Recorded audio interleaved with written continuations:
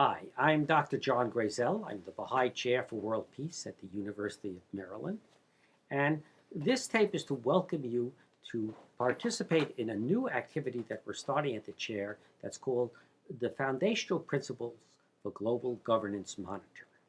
Now, that activity revolved, will be situated mainly within a website that we are creating. And the purpose of this website will be to present an understanding of the importance of foundational principles, their history, but then to focus down on a small cluster of immediate foundational principles that seem to be of particular relevance in terms of global governance as it's evolving in today's world. Now, by global governments, I don't mean one ruler, one empire, one nation. I mean governance in the terms of the word governance that comes from to steer a boat, and how we are slowly trying to evolve systems that allow us to steer our shared planet into a future of mutual benefit and prosperity for all, rather than to have our separate boats all crash upon the rocks of ill-gotten gain or poorly envisioned navigation. Now, what are foundational principles and why are they important in order to understand and actually help engage this process of global governance? First of all, by foundational principles, I basically mean very simply those understandings that we have in terms of our experience, our knowledge, our education, and what we accept based upon the experience, knowledge, education, and understandings of others that we particularly respect and use as reference for our own actions. These basic understandings that guide us as the ultimate justification for what we do. Now, we go through most of life without ultimately justifying what we do. We go through most of life in terms of daily transactions and limited engagements and looking after immediate advantages or interests or problems or purposes and dealing with them at the end of each day and trying to get to sleep and start again the next day. And that's how much of life works. And in the world, on a global level, that's much as how things work. So even when we as nations and organizations interact with each other, we tend to do it through transactions or negotiations over what's your interest, what's my interest, or compromises. How do I give you something? How do I compromise with you so both of us feel we haven't lost and we've gained, that we're better off cooperating rather than fighting? That's how much of the world operates, and that's fine. But in fact, sometimes things don't operate that way. Sometimes we have to make major decisions that we don't have time to actually restudy all the factors. Sometimes we have to take actions in which we don't find common immediate agreement. Sometimes we actually have to have the courage to project ourselves into taking imagination and innovation as our purposes, and yet need some secure basis that says, as we experience the results of our new experimentation, our new innovation, how do we evaluate it? How do we know we're even going in the right direction? And to do that, we fall back onto a small set of foundational principles on which we build our lives, on which we build our societies.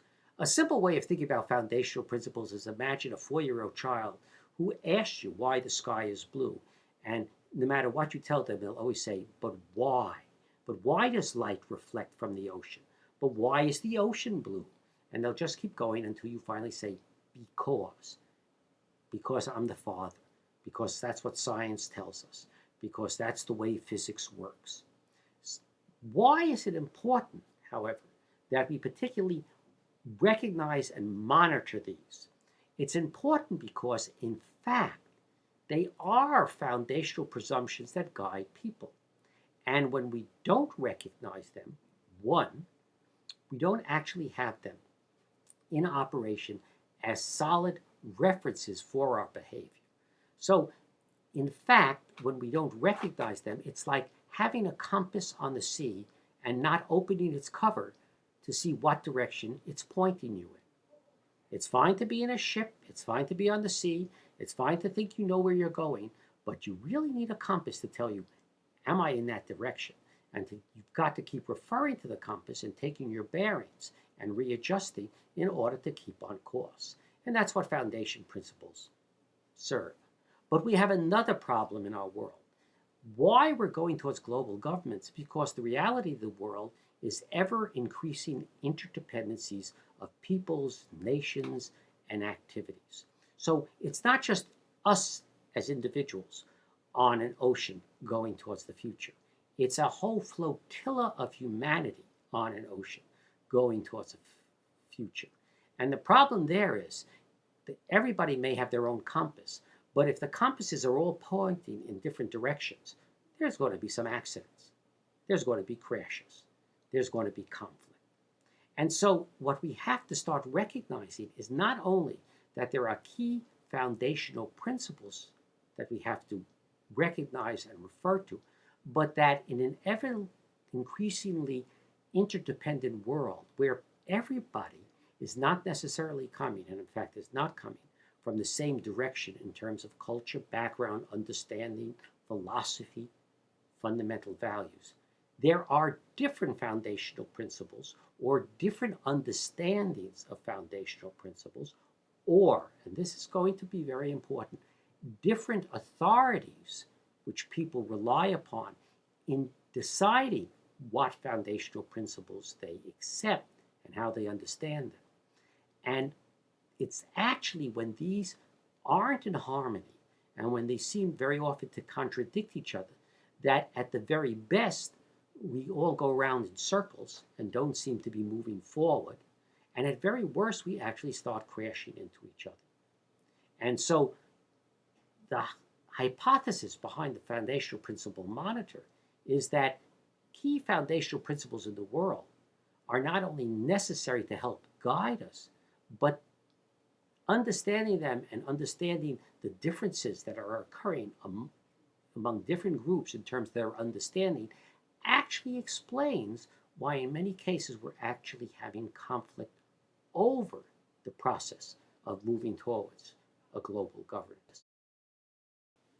So if you're interested or at all curious, what I would like to do is invite you to view our website or our next clip in which we will explain what are these 4 specific foundational principle clusters that we're going to follow, that we think are going to be of use not only to understand, but to actually guide people who are in the process of trying to be a positive force for an evolving global governance for a productive and equitable world. Thank you very much.